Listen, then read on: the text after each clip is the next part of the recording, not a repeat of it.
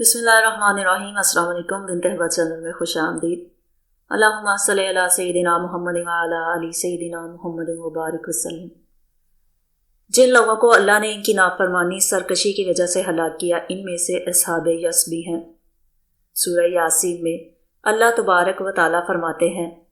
اور اے پیغمبر ان سے گاؤں والوں کا قصہ بیان کرو جب ان کے پاس پیغمبر آئے، یعنی جب ہم نے ان کی طرف 2 پیغمبر بھیجے تو انہوں نے ان کو جھٹلایا، پھر ہم نے تیسرے سے پہلے 2 کو تقویت دی تو انہوں نے کہا کہ ہم تمہاری طرف پیغمبر ہو کر آئے ہیں۔ وہ بولے کہ تم اور کچھ نہیں، صرف ہماری طرح کے آدمی ہو، اور خدا نے کوئی چیز بھی نازل نہیں کی، تم صرف جھوٹ بولتے ہو۔ انہوں نے کہا کہ ہمارا پروردگار جانتا ہے کہ ہم تمہاری طرف بھیجے گئے ہیں،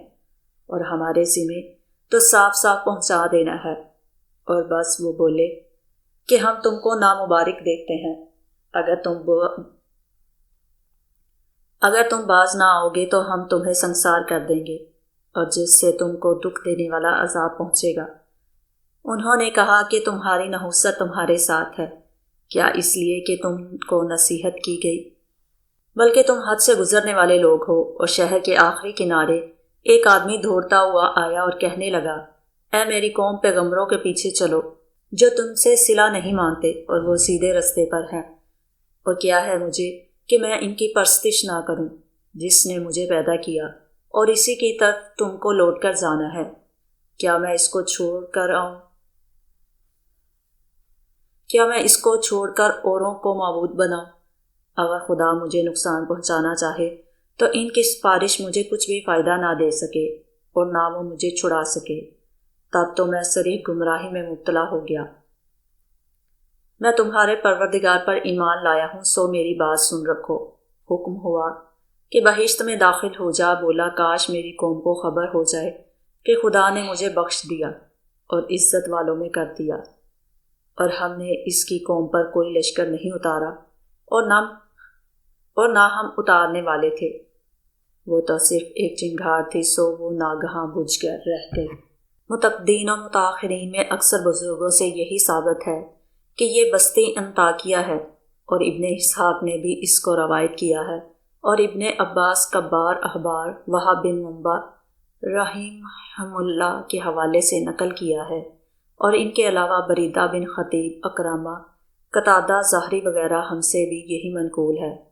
تو محمد ابن اسحاق حضرت ابن عباس، کعب احبار اور وہاب رحمہم اللہ سے نقل کرتے ہیں، ان بزرگوں نے فرمایا کہ اس انطاکیہ بستی میں ایک بادشاہ تھا جس کا نام التحیس تھا، اور یہ بتوں کا پجاری تھا۔ تو اللہ نے اس کی طرف 3 پیغمبروں کو بھیجا جو سچے اور برحق تھے، لیکن اس نے ان کو جھٹلا دیا، اور ایک قول کے مطابق اس کے نام صادق، مصدوق اور شلوم تھے،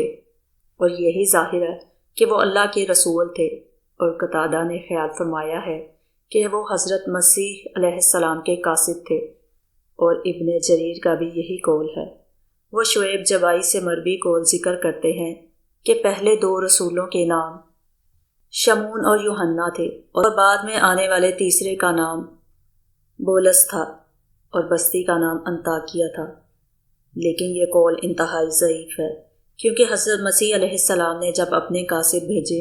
تو اس نے زمانے میں بھی انطاکیہ والے پہل ایمان لانے والوں میں تھے،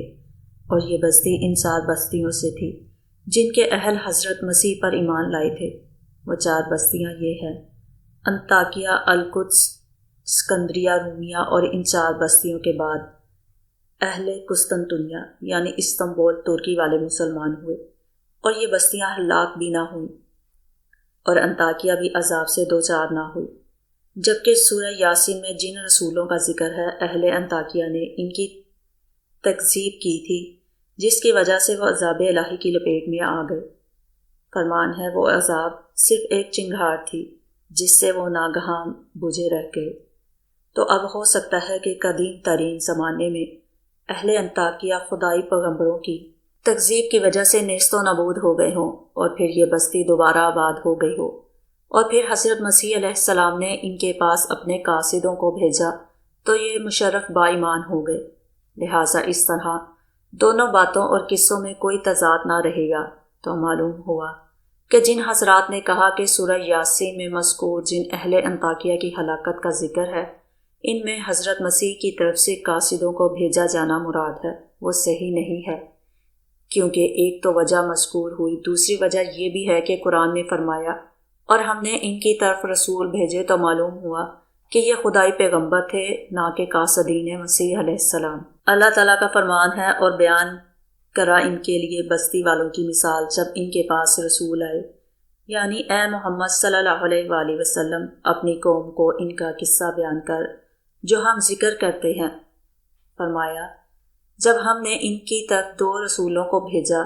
پھر انہوں نے ان کی تکذیب کی تو ہم نے ان کو تیسرے کے ساتھ تقویت دی، یعنی تیسرا رسول بھی ہم نے ان 2 کی مدد کے لیے بھیج دیا۔ انہوں نے کہا ہم تمہاری طرف بھیجے گئے ہیں، لیکن انہوں نے یہ کہہ کر ان کی بات مسترد کر دی کہ تم تو ہماری طرح کے انسان ہو جیسے پہلے کی کافر امتیں کہتی چلی آئیں، یعنی لوگ اس بات کو محال و بعید از خیال سمجھتے تھے کہ اللہ کسی انسان کو پیغمبر بنا سکتا ہے،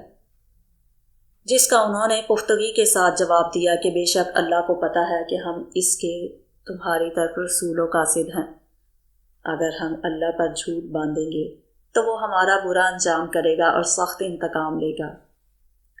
آگے فرمایا اور ہم پر تو صاف صاف پہنچا دینا ہے، یعنی جو اللہ نے ہمیں دیا ہے وہ ہمیں تم تک پہنچانا لازمی ہے، لہٰذا ہم وہ سب کچھ صاف صاف پہنچا چکے، اب ہدایت ہمارے ہاتھ میں نہیں ہے بلکہ وہ اللہ ہی ہے جس کو چاہے ہدایت عطا فرماتا ہے اور جس کو چاہے گمراہ کرتا ہے، اسے کوئی پوچھنے والا نہیں۔ کہنے لگے ہم تو تم کو نامبارک خیال کرتے ہیں،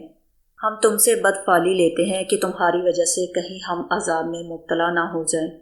لہٰذا تم اس دعوت سے باز نہ ہوگے تو ہم تم کو سنسار کر دیں گے۔ یعنی کافروں نے پیغمبروں کو کہا کہ اپنی ان باتوں سے رک جاؤ، اپنے کاموں سے باز آ جاؤ، ورنہ تم کو ہماری طرف سے تکلیف پہنچے گی۔ یعنی کافروں نے اس طرح پیغمبروں کو پہلے قتل کی پھر اہانت و ذلت کی دھمکی دی۔ انبیاء نے کہا تمہاری نحوست تمہارے ساتھ ہے، یعنی تم ہی مردوں اور نامراد ہو کہ خدا کے آگے سر تسلیم خم نہیں کرتے، جس کی وجہ سے نحوست پڑ رہی ہے۔ کیا تم کو نصیحت کی گئی؟ اسی وجہ یعنی ہم نے تم کو خبر و بھلائی کی طرف بلایا گیا، اس وجہ سے تم ہم کو قتل و اظہار ثانی کی دھمکی دیتے ہو، بلکہ تم انتہائی حد سے گزرنے والی قوم ہو، یعنی تم نے تو حق کو قبول کرتے ہو اور نہ اس کا ارادہ باز رکھتے ہو۔ آگے فرمانے باری ہے اور شہر کے پرلے کنارے سے ایک شخص دوڑتا ہوا آیا، یعنی نبیوں کی مدد و نصرت اور ان پر ایمان ظاہر کرنے کے لیے پہنچا اور کہا کہ اے قوم تم رسولوں کی اتباع کر لو، یعنی ایسے لوگوں کی اتباع کر لو جو تم سے کوئی اجرت نہیں مانگتے اور وہ ہدایت پر ہیں کہ بغیر کسی اجرت و معاوضہ کے تم کو خیر کی طرف ہدایت دے رہے ہیں۔ پھر اس آنے والے شخص نے اپنی قوم کو خود دعوت دی اور اللہ وحدہ لا شریک لہ کی عبادت کی طرف بلایا اور اس کے اغیار کی عبادت و پوجا سے منع کیا جو دنیا اور آخرت میں کچھ بھی نفع نہیں دے سکتے، اور کہا کہ اگر میں بھی اوروں پر ایمان لاؤں تو اس وقت میں سری گمراہی میں چلا جاؤں گا، یعنی اگر اللہ کو چھوڑ کر اس کے ساتھ دوسروں کی بھی پرستش کروں تو میں بھٹک جاؤں گا۔ پھر یہ مومن شخص جب اپنی قوم کی حد درمی سے واقف ہو گیا تو اپنے آپ کو رسولوں کے سامنے پیش کرتے ہوئے گویا ہوا میں تمہارے رب پر ایمان لاتا ہوں، سن لو میری بات، یعنی میری یہ بات سن لو اور اپنے رب کے پاس اس کی گواہی دینا۔ یا اپنی قوم کو خطاب ہے کہ اے قوم سن لو، میں علانیہ اللہ کے رسول پر ایمان لاتا ہوں۔ تو جب اس مومن شخص نے اپنے ایمان لانے کو ظاہر کیا تو اس کی سرکش قوم والوں نے اس کو قتل کر دیا، سنسار کر ڈالا، لاٹھی سے مار ڈالا، یا کسی نے اس کو لڑ کر ختم کر دیا۔ الغرض کسی بھی طریقے سے اس وقت قوم نے اس کو اپنے ظلم و ستم کی بھیٹ چڑھا دیا۔ اور ابن اسحاق اپنے بعض اصحاب سے حضرت ابن مسعود سے روایت کرتے ہیں کہ پوری قوم نے اس شخص کو اپنے پیروں تلے رون ڈالا، مارا حتیٰ کہ اوپر چڑھ گئے، اور معدے کی آنتیں پچھلے راستے سے نکل آئیں۔ اس شخص شہید کا نام حبیب بن عمری تھا اور کہا گیا ہے کہ یہ بڑے ہی تھے، یا جلاحہ کپڑے بننے والا تھے، یا موچی تھے، یا رنگریز تھے، اور ایک قول ہے کہ یہ وہی ہیں کہ یہ وہی ایک غار میں عبادت کرتے تھے اور عبادت میں مصروف رہتے تھے۔ واللہ عالم۔ حضرت ابن عباس رضی اللہ تعالیٰ عنہ سے مروی ہے کہ حبیب بڑھائی کا جزام مرض کا عارضہ لاحق تھا اور بہت صدقہ کرنے والے شخص تھے، پھر ان کو ان کی ظالم قوم نے قتل کر ڈالا۔ اسی وجہ سے اللہ کی طرف سے ان کو حکم ہوا اور کہا گیا جنت میں داخل ہو جا۔ پھر جب اس شہید حق نے جنت کی خوشیاں تر و تازگیاں دیکھی تو تمنا کی، کہا کاش کہ میری قوم والے جانتے کہ میرے رب نے میری مغفرت فرما دی اور مجھے باعزت لوگوں میں کر دیا، تاکہ وہ بھی ایمان لے آئیں اور یہ نعمتیں ان کو بھی حاصل ہوں۔ حضرت ابن عباس رضی اللہ تعالیٰ عنہ نے فرمایا، اس شخص نے زندگی میں اپنی قوم سے خیر خواہی کرتے ہوئے یہ نصیحت کی، اے قوم رسولوں کی اتباع کرو، اور اپنی وفات کے بعد بھی خیر خواہی کے پیش نظر نصیحت کے طور پر کہا، کاش میری قوم جانتی کہ میرے رب نے میری مغفرت کر دی اور مجھے باعزت لوگوں میں سے کر دیا۔ اب ابن ابی حاتم اس کو روایت فرماتے ہیں۔ اسی طرح حضرت قتادہ فرماتے ہیں کہ مومن نے جب اللہ کی طرف سے اکرام و عزت کو دیکھا تب بھی ظلم و ستم سہنے کے باوجود اپنی قوم سے خیر خواہی کی اور بدلہ نہ لیا، کہا کاش میری قوم جانتی کہ میرے رب نے میری مغفرت فرما دی اور مجھے باعزت لوگوں میں کر دیا۔ اس نے تمنا کی کہ کاش میری قوم بھی اس عزت و اکرام کو جان لیتی تو وہ بھی ایمان سے سرفراز ہو جاتی۔ آگے فرمایا، اللہ کی قسم قوم نے جب مرد مومن کو قتل کر دیا، اس کے بعد اللہ نے بھی ان سے انتقام لیا۔ فرمایا، نہیں تھا وہ عذاب صرف ایک چنگھاڑ تھی، بس وہ اچانک بجھے رہ گئے، اور ہم نے اس کے بعد اس کی قوم پر آسمان سے کوئی لشکر نہیں اتارا اور نہ ہم اتارنے والے تھے، یعنی ہم ان سے انتقام لینے میں کسی بڑے لشکر کی محتاج نہ تھے، بلکہ ایک چنگھاڑ نے بڑا کام کر دکھایا۔ یہی مطلب ابن اسحاق نے اپنے بعض اصحاب کے ذریعے حضرت ابن مسعود سے نقل فرمایا ہے، اور حضرت مجاہدہ و قتادہ فرماتے ہیں کوئی اور لشکر نہیں اتارا، یعنی رسولوں کے دو گروہ نہیں بھیجے، لیکن علامہ ابن جریر فرماتے ہیں پہلا مطلب زیادہ بہتر ہے۔ مصنف فرماتے ہیں کہ میرا بھی یہی خیال ہے، کیونکہ آگے اللہ نے فرمایا